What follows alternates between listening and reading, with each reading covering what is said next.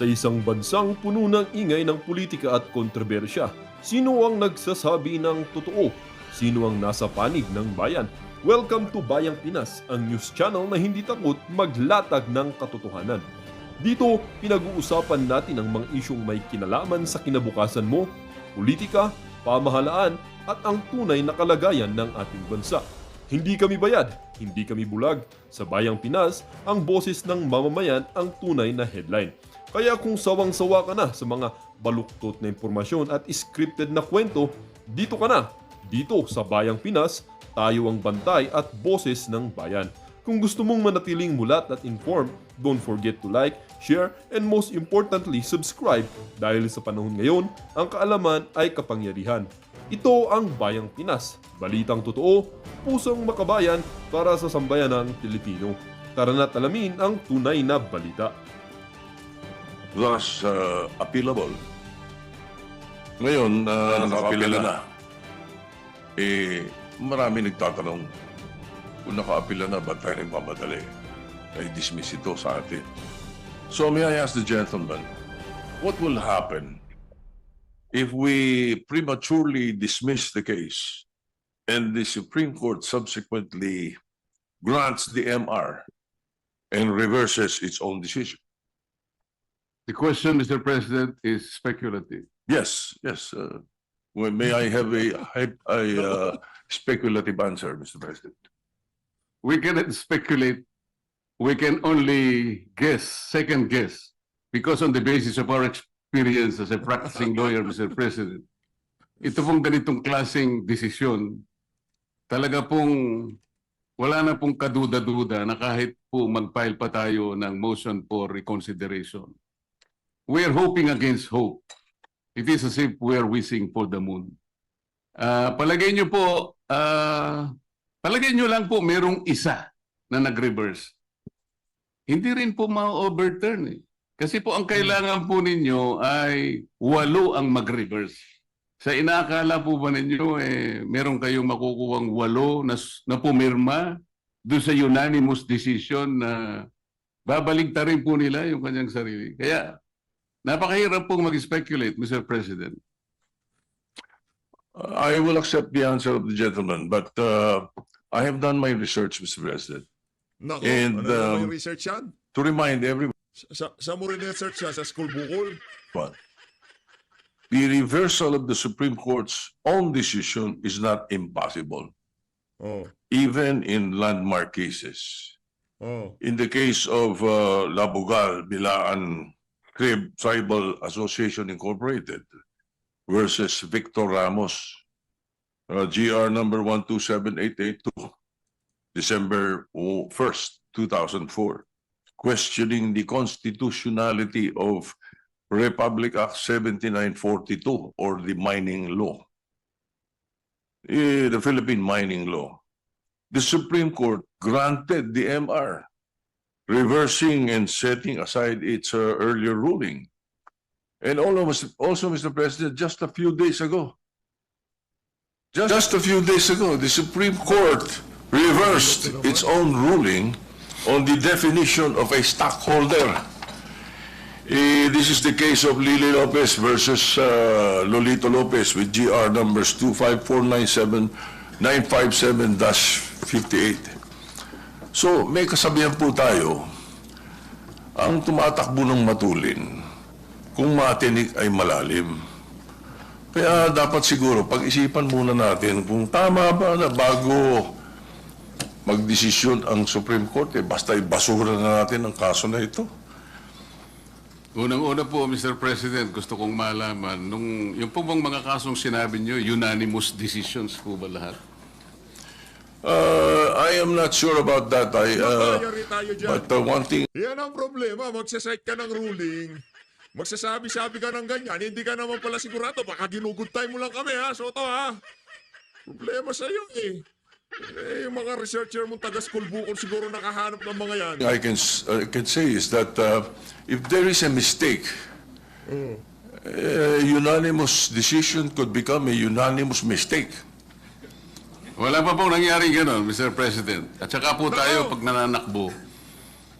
Ako po ay nakasapatos at saka sa kalsada kaya hindi po ako matitinik. Nako, yari ka dyan, Soto. Kung hindi mo madadaan sa pagiging veteran. Nakanantawa, galing talaga nitong si Senator Rodante Marcoleta. Pag ako'y nananakbo sa daan at nakasapatos, kaya hindi ako matitinik. Nako, Well, Mr. President, there's always a first time. anong pers- Regardless of whether it's unanimous or not, unanimous decision does not bar an appeal or a reversal, Mr. President. That is one thing for sure. Natatawa na lang si Senator Rodante Marcoleta. Anak ng toko, paano mo naging senador to? Namuti na lang ang buhok sa Senado, hindi pa niya alam kung ano kayo mga pinagsasabi. Now, secondly, Oh. where is the ball, Mr. President? Or meaning the impeachment case itself? Is it in the Senate or in the impeachment court? Didn't the impeachment court throw it back, remanded, returned to the House of Representatives? So what are we dismissing in the Senate kung wala sa atin ang kaso? Can we continue hearing the case and dismissing it without the impeachment case in our hands? Can we throw the ball out when the ball is not in our possession? Siguro naman dapat magkaroon tayo ng tinatawag nating sense of proper sequencing of moves. Nasaan po ba yung impeachment case? Mr. President, kanina po sa aking clarificatory statement, ang sabi ko nga po, yung ginawa pong initial proceedings noong 19th Congress Senate, yun po ay nangyari sa panahon po ng 19th Congress at lahat po yun ay naisantabi lahat sapagkat natapos nga po ang termino ng 19th Congress on June 30, 2024. Kaya po natin sinasabi, Mr. President, na dinidismiss na po natin ngayon sapagkat tayo po ang nasa lugar na sinasabihan ng Korte Suprema nung sabihin niyang ito ay immediately executory. Sino pong mag-i-execute nun? Hindi naman po i-execute yun ng House of Representatives. Maliwanag naman po na tayo lamang ang tinakdaan ng kataas-tahasang hukuman na gumawa ng paraan para isang tabi na po ang usaping ito sapagkat napagtibay nga nila na ito'y unconstitutional, void ab initio, at wala na po tayong jurisdiction para dito. Nako. Thank you, Mr. President. Yan ang testamento na hindi porket veterano ka, magaling ka na. Your Honor, thank you. Lagi naman meron talagang first time. First time na ilang paso ng first timer na senador. Yeah, first time. No, Soto? Diba? Laging merong first time. Isang veteranong senador, namuti na lang ang buhok dyan sa Senado, na ilalampaso siya ng neophyte na senador. Yan, first time. But as I said earlier, not because it is immediate and executory does not mean it's not appealable. Now, to continue, Mr. President, I hope you don't mind. I will be posing a question. But then I will be doing a manifestation based on this question that I will be posing. So I'm certain that the gentleman from Canal Rock has read the 97 pages ruling of the Supreme Court to come up with this motion. So the question is, must we agree on the statement of the decision of the Supreme Court on page 3, page 56, as basis that the one-year ban has set in? With that question, allow me to proceed with my manifestation with your permission. Akala mo galing talaga, no? Pero ang lahat to ng tanong na yan, ginawa lang ho niya ng kanyang chief of staff ng mga abogado niya. Pero si Senator Rodante, walang abogado. Ako ang abogado. Mr. President, for the benefit of our colleagues, my colleagues, The last paragraph of page 3 states that, quote, since the 19th Congress terminated, the 3 impeachment complaints became enacted upon, end of quote. Again, this was reiterated in page 56, second paragraph of Roman numeral 5. It says, quote, the House of Representatives, however, was unable to act on the first 3 impeachment complaints because of the adjournment of the 19th Congress. To continue, for constitutional purposes, the first 3 complaints were effectively dismissed. In both instances, Mr. President, the Supreme Court was referring to the February 5, 2025 adjournment. But they have, erroneously believed that the said adjournment is the same adjournment with the sine die adjournment that ends a Congress. It is not. February 5 did not terminate the 19th Congress as stated in the decision. The sine die adjournment of the 19th Congress. Grabe, ang dami ho nila dyan sa minority, no? Si Sotto lang ang nagkaroon ng lakas ng loob na makipagtagisan kay Senator Rodante Marcoleta. Si Bamakino, si Risa Hontiveros, si Kiko Pangilinan, hindi talaga ho sila tatayo. Isinubo ho nila sa napakahusay na Rodante Marcoleta itong si School Bukol. Kung sino pang hindi abogado, siya pa ang isinubo nila sa napakahusay na abogado. Eh, magaling dadin naman. Hindi na dadaan niya sa paputian ng buhok, Brad. Congress was on June 13, 2025, wherein the last session day was last June 11. Mr. President, and for the information of the public, there is a world of difference between adjournment versus adjournment sine die. Sa atin, pag nag-adjourn tayo for the Christmas break, nag-adjourn for the Easter break, nag-adjourn for the election period, nothing dies. The treaties, bills, resolutions, anything filed continues.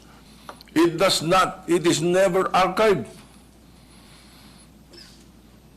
Well, perhaps the lawyers of the ponentes did not realize that, or they were not familiar with the rules of Congress. As I said, this is a world of difference. Now, this is a transcendental case. Ang laking constitutional issue.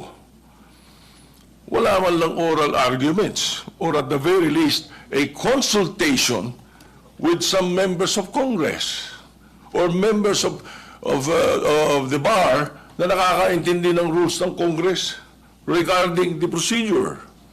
In that matter alone, Mr. President, kasabihan ninyo mga lawyer, falsus omnibus, falsus unos, falsus omnibus.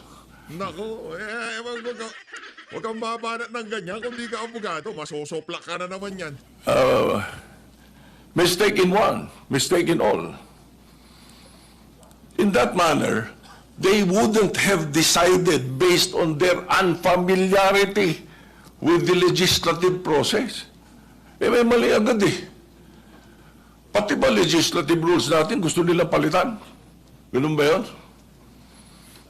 Maybe not everyone may appreciate the importance of the legislative calendar of Congress. But us, it is a big deal. That's why I'm stressing this point. Concurrent joint resolution pa nga when we approve this calendar, only to be misinterpreted and used erroneously in this case. Nag-adjourn daw yung 19th Congress. Kaya na-archive lahat. Now,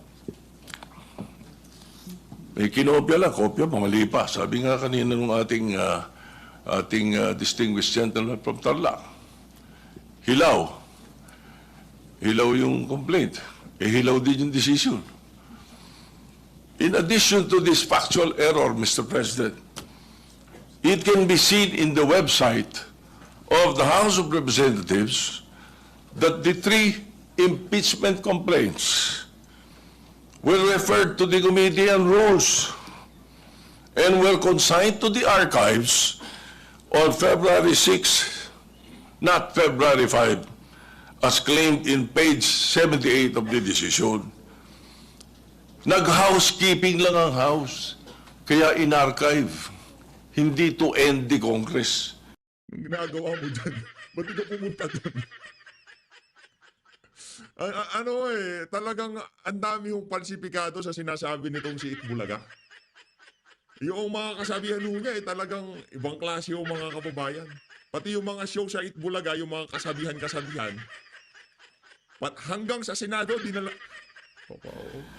This archiving were not the results of the ending of the 19th Congress, but because of the fact that the 4th complaint were already filed and transmitted to the Senate. Dito pa lang, Mr. President, pilit na patunayan na barred ang 4th complaint. Kapag ayaw, may dahilan. Kapag gusto, may paraan. Nako, yan na naman. Now, Bulaga na to naman. continue, Mr. President, and this is very much related. The Supreme Court, by the way, if it is wrong, if the complaint done by the House of Representatives was wrong, we cannot correct a wrong with another wrong. The Supreme Court essentially amended the Constitution by removing the 3rd mode of filing of impeachment complaint. This 3rd and speedy mode was enshrined there for a reason. In times that there is an urgent need to impeach a person who is influential and powerful and may use his position to evade the law, the 3rd mode, which is the fastest way, was provided in the Constitution. Why don't you ask the authors of this provision in the Constitution? Constitutionalists or CONCON delegates Munsod, Ascuna, Sarmiento. So, Mr. President, continuing, if the Supreme Court is now changing the meaning of initiating, then at the very least, please apply it prospectively. However, they are applying this new ruling retroactively, which is a violation of the doctrine of operative facts.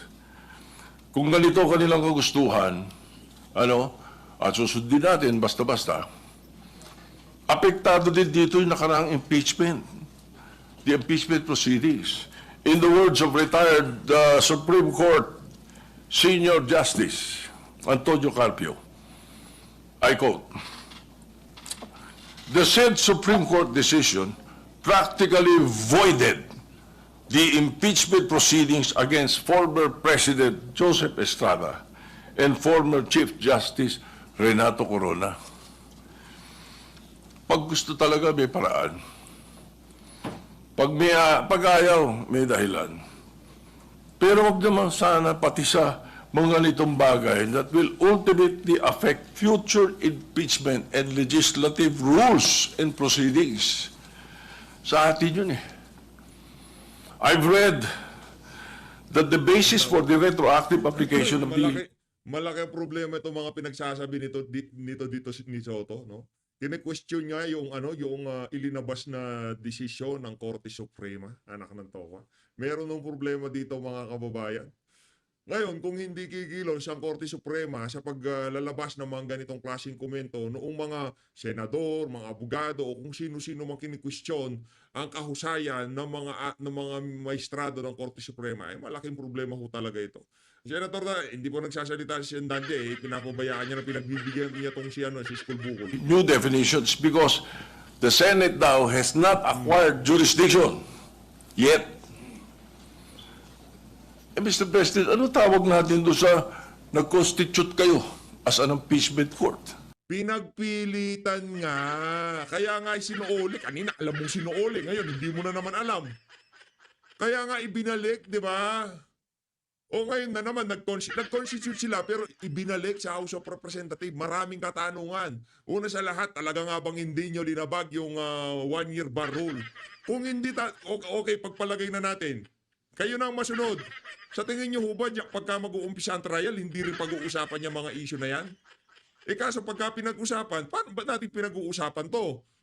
In the first place pala, wala tayong jurisdiction kasi mayroong problema, mayroong linabag noong isinasampa pa lang yung mga impeachment complete na yan laban dito kay BP Sara. Kaya pumagitna na ang Korte Suprema para magkaroon na ng kaliwanagan dyan sa issue na yan. Kaso pinagpipilitan nyo. Anak ng toko, problema tayo. Nag-rogue pa kayo. You even sent out summons. Ano yun? June 9, the Senate President took his oath. June 10, nag-convene ang impeachment court. Niremand to the House of Representatives. Tapos yung issue of the summons to the defense. Ano po tawag doon? Hindi nag-convene? Baka hindi nabalitaan ng Supreme Court na hindi nag-convene. Kaya naisabi nila yan. So, now, just an observation. I will try to shorten this, Mr. President. Just an observation, Mr. President. Well, not only myself, but several lawyers mentioned this to me, including my godson, former Senate President Talino III. Naguluhan sila sa pagkakasulat ng desisyon. It is incoherent and some parts are off topic, sabi nila. Para bang pinagtagpi-tagpi, basahin niyo mabuti. Uli, ang dami, gagaling ng mga abogado rito, basahin niyo. It even quoted the entire Article 11 of the Constitution, not only once, but twice. It seems there were two ponentes. Parang dalawa author dito. Well, that is there in my observations. Just an observation. So, Mr. President, the personalities in this... Kung obserbasyon na lang ng isang abogado at ng isang school bukol, magitbulaga ka na lang. Kung yung mga obserbasyon mo na lang ang pakikinggan namin, wag na lang. Kaya ka lang naman nandito dahil tinatanong mo si Senator Rodante Marcoleta. Ba't ayaw mo siyang pasagutin? Ang haba-haba ng pagsasalita mo, sa kanya pa ang floor, akala mo sa'yo ang floor. President impeachment case is of no moment to me. The Vice President is a friend of mine. Kabalbalan, sinungaling. Kaibigan daw niya si BP Sara. Eto sa'yo, walang yaka. The former President, President Duterte, has been my friend since 1988. Everybody knows that. What I'm pointing out is the danger of outright dismissing the impeachment proceedings by virtue of a decision that is not yet final and still pending appeal. Justice Leoded himself said, Mr. President, I quote, "The Supreme Court is not perfect. Citizens and academics certainly have the right to call attention to the fallibility of the courts." Tama po yun. There is no perfect institution. Even Supreme Court ka. Kailangan ma-deliver ko to ng maayos. Yung pagkakasunod-sunod, dapat tama to. Wala pang tulog yan, kaka-practice niya kagabi. Hindi mag-commit ng grave abuse of discretion or culpable violation of the Constitution. A case decided unanimously does not mean that it is infallible. For all we know, it is a unanimous mistake. That again can be corrected by setting aside and reversing prior pronouncements. Again, they have filed, the HRP has, the Office of the Solicitor General has filed the MR last Monday. So, in this regard, we shall wait for the resolution of the MR. Please, let us allow and give chance to the Supreme Court to rectify its decision, which contains clear and blatant errors. For their sake and for the Ano ka ng tokwa? Blatant error. Galing kay school bukol na nagkamali ang Korte Suprema doon sa ilinabas nilang desisyon na ideklarang unconstitutional yung impeachment nitong si Vice President Sara Duterte. Sa kadahilan ng linabag ng House of Representatives, nagsusumigaw na ang mga ebidensya, ilinatag ni Senator Rodante Marcoleta na meron talagang ginawang paglabag ang House of Representatives. Ngayon nagkamali pa ang Korte Suprema. Ano ng towa? Kung ganito lukuhan na lang sa Pilipinas. Pagka ito pinagbigyan ng Korte Suprema, malaki ang problema natin dito. Nagpasailalim ho silang lahat sa impluensya ni Martin Romualdez kung sakali na mangyari ang kagustuhan ng mga school bukol na kagaya nitong si Tito Sotto, di ba? sake of future proceedings, let us not dismiss forthwith. And in that light, considering the motion of the gentleman to motion to dismiss, I move to table the motion to dismiss. A motion to table has a higher precedence than a motion to dismiss. Thank you, Mr. President. Mr. President, may I have a quick reaction to the manifestation of the gentleman? The gentleman may do so if he so desires. Mr. President, in the answer of the Solicitor General in behalf of the House of Representatives, there was already a categorical admission that the three initial complaints prior to the fourth one were dismissed because they were all archived. As I have said, archiving is not part of the rules of impeachment of the House of Representatives, but they just did it. Palusot lamang po yun, Mr. President. Paano mo i-archive nang hindi mo susundin yung tatlong steps na sinasabi ng sarili nilang tuntunin? These are not baby steps. These are constitutional steps. At kanina po ipinakita yung slides na yung inclusion in the 10th session day is constitutional. The referral to an appropriate committee is constitutional. There was no referral to any committee. Ang ginawa po nila, tinransmit nila sa Senate without requiring themselves to observe another provision of their own rules. This is to refer to the Justice Committee, where the Vice President might probably be given at least a modicum of right to defend themselves. That is what we call due process. Wala po eh. Inakala po nila na kapag kami 1/3 na or more, ay pwede na nilang huwag gamitin yung Section 2 ng kanilang rules. Hindi po nakalagay yun eh.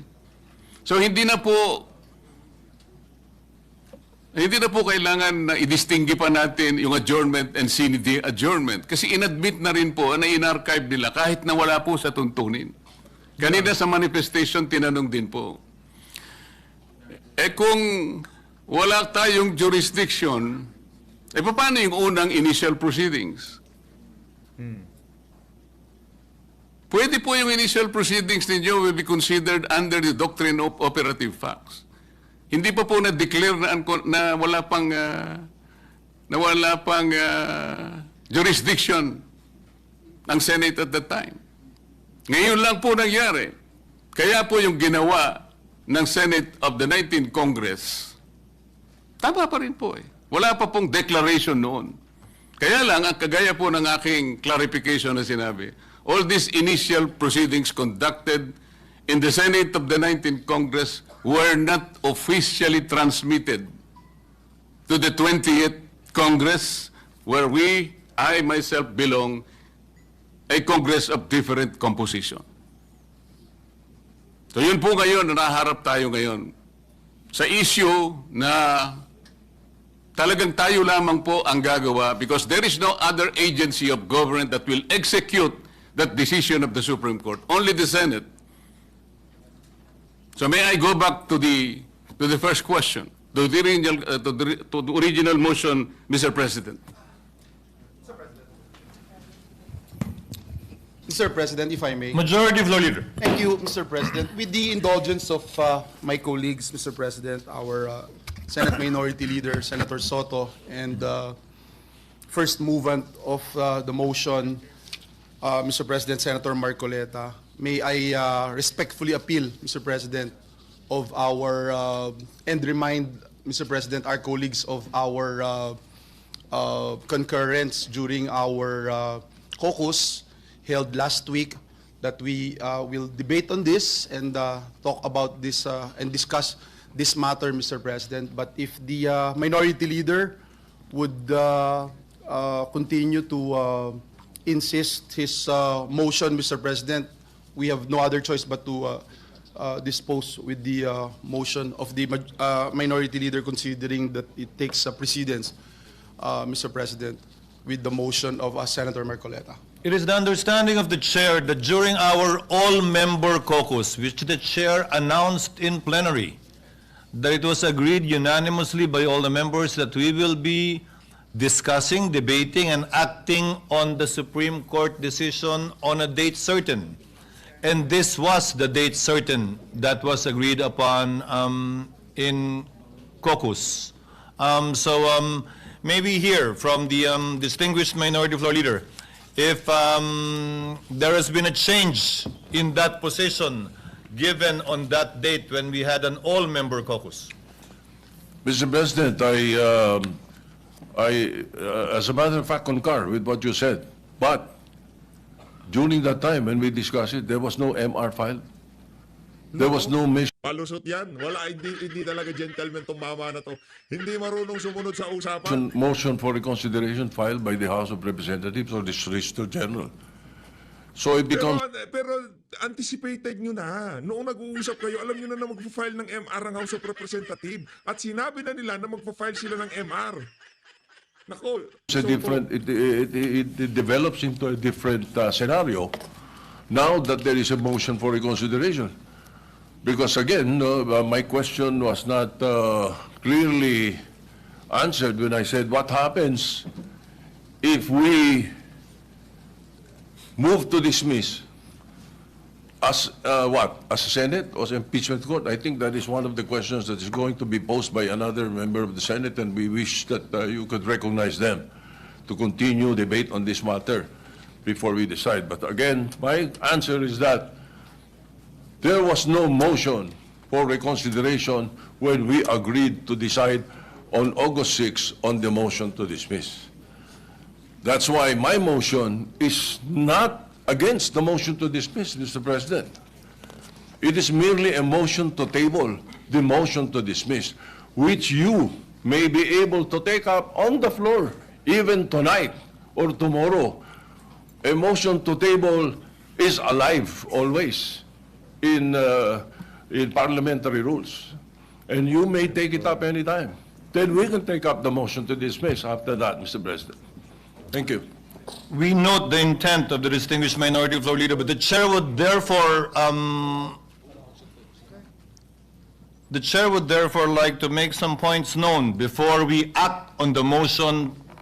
Mr. What is the President? pleasure of the majority Yes, floor leader? Mr. President, upon conferment with the minority leader, Mr. President, he is amenable, Mr. President, for us to continue with the discussions and debate on this particular topic, Mr. President. And so with that, Mr. President, may I move that we recognize the distinguished gentleman from Cavite, Senator Panfilo Ping Lacson, Ito, si Lacson to naman nasasala. ask his questions, Mr. President. Well, first, the chair would like to thank the magnanimity Mr. President. of the distinguished minority floor leader in order for us to be able to continue with the debates. The gentleman from Cavite, Senator Lacson, is recognized for his interjections with leave, of course, of the gentleman who has the floor, Senator Marcoleta. You may proceed, sir, if Senator Marcoleta so desires. Thank you, Mr. President.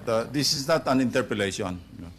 Rather, this is a manifestation to be followed by a parliamentary inquiry. The gentleman may proceed then.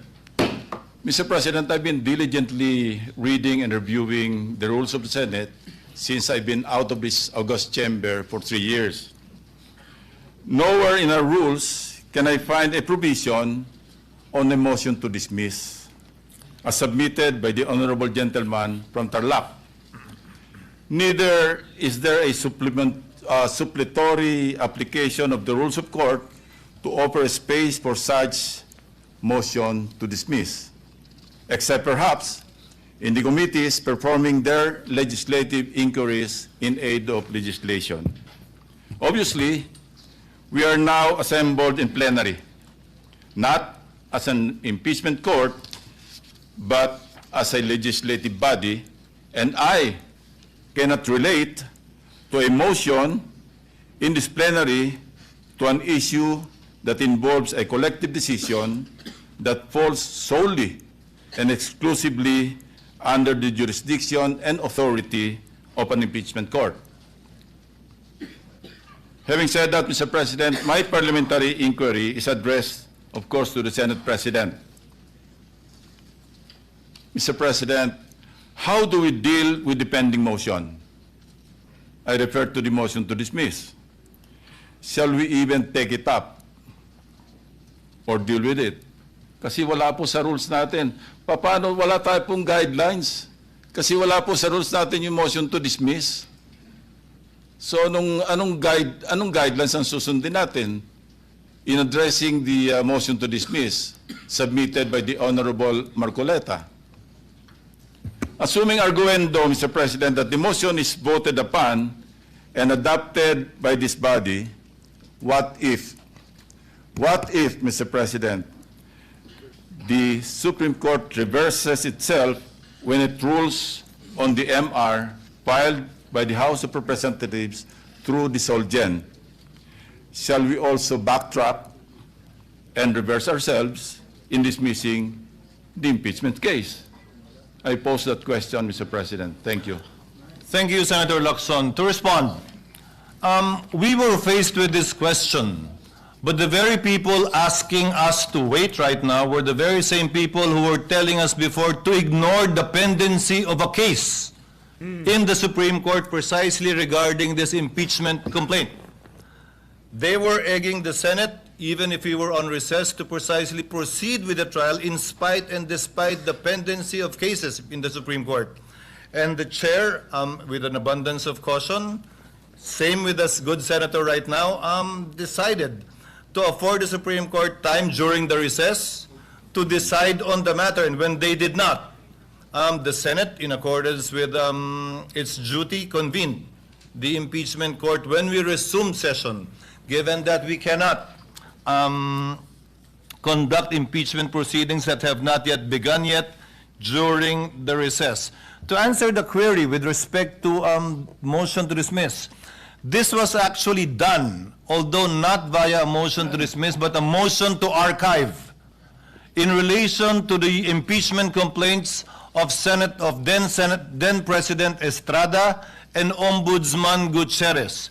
In fact, in the case of Ombudsman Gutierrez, it was our distinguished Minority Floor Leader himself, acting as Majority Leader, I believe, who moved that the case be archived, given the resignation of then Ombudsman Gutierrez for being moot.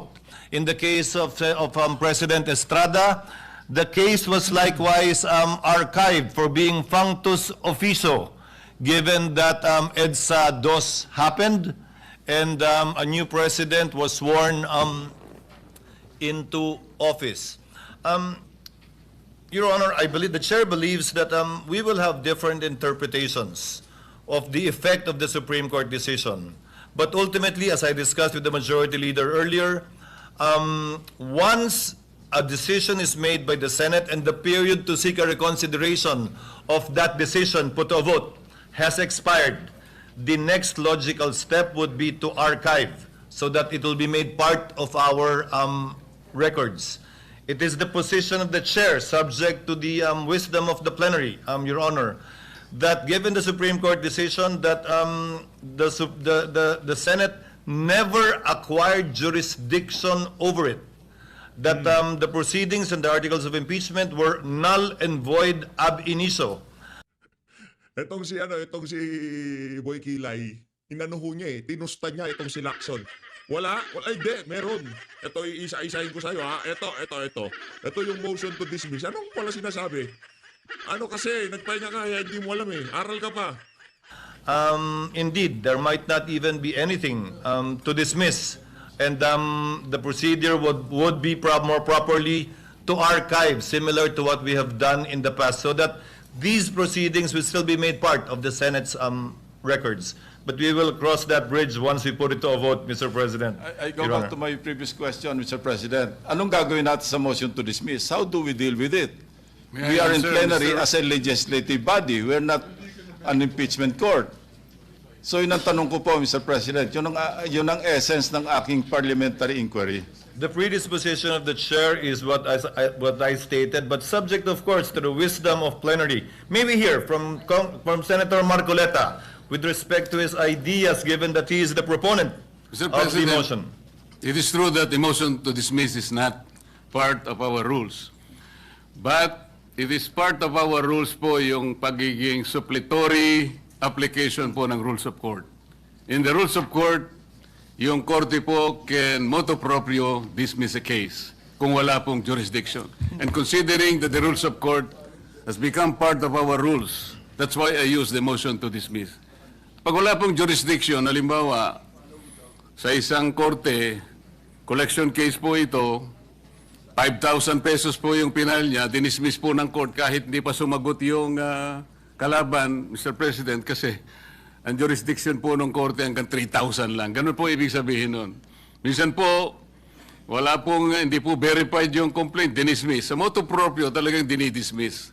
Paano po kaya kung sinabihan pa nga na the Senate didn't acquire jurisdiction over the case? Mas lalo po sigurong dapat nating panindigan na talagang i-dismiss na po natin, Mr. President. Senator Lacson is recognized. Again, I refer to our rules, Mr. President. Wala rin po ako makitang suppletory application sa rules of the Senate pagdating sa plenaryo. Pwede pong gamitin ito sa mga committee hearings. Sa impeachment.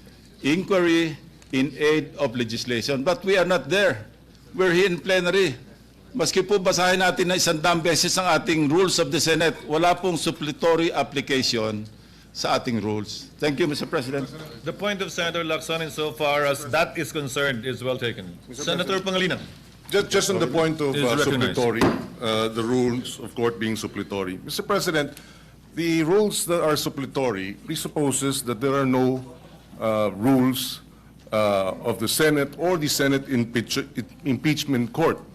In other words, in the absence of a standing rule or provision of either our Senate rules or the Senate impeachment court rules, then we refer to the rules of court as suppletory to our rules.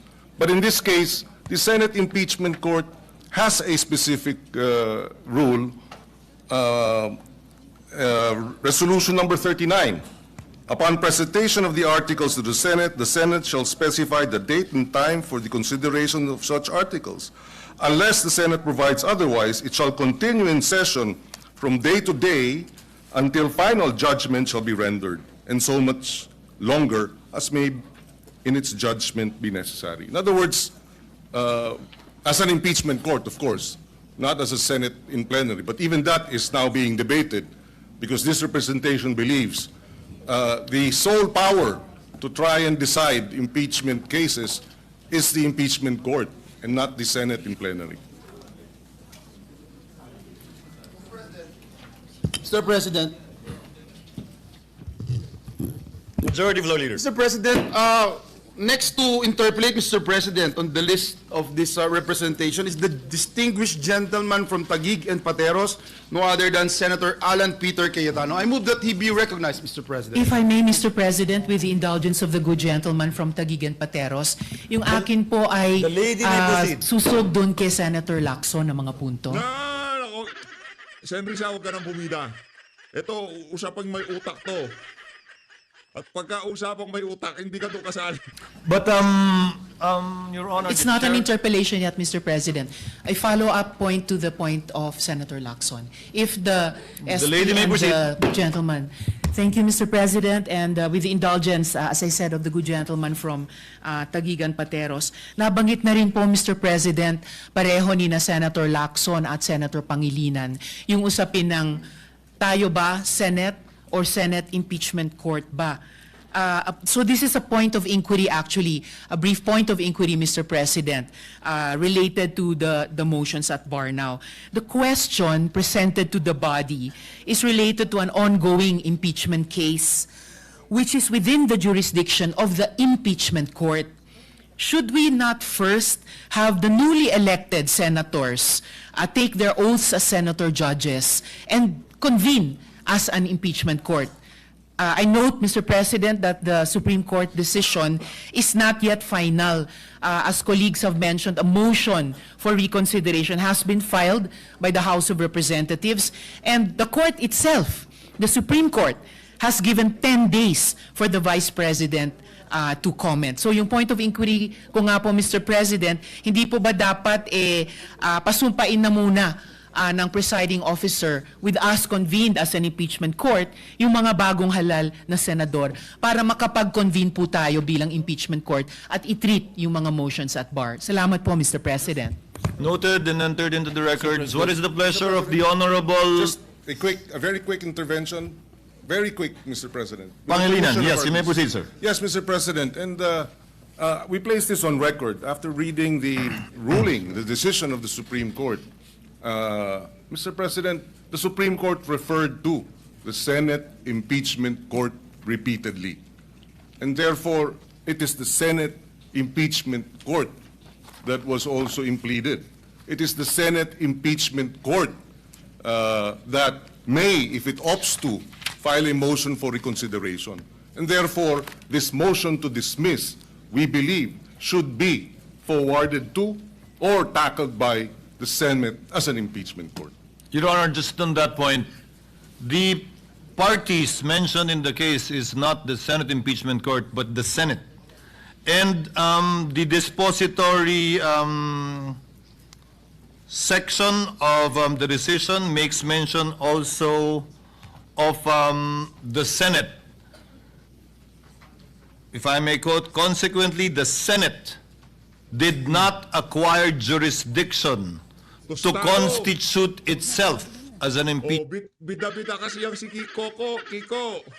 Ma'am, diligan mo na lang kasi yung pechay ni Sharon para ano. Impeachment court. That's the decision of the court in Duterte v. HOR. Mr. President, and we will go back to the earlier manifestations The of... mic, please. We will go back to the earlier manifestations of the minority leader. Yes, the Supreme Court ruled that we have no jurisdiction. Yet, the decision is flawed in terms of the facts. On procedure, the one-year bar, and on due process.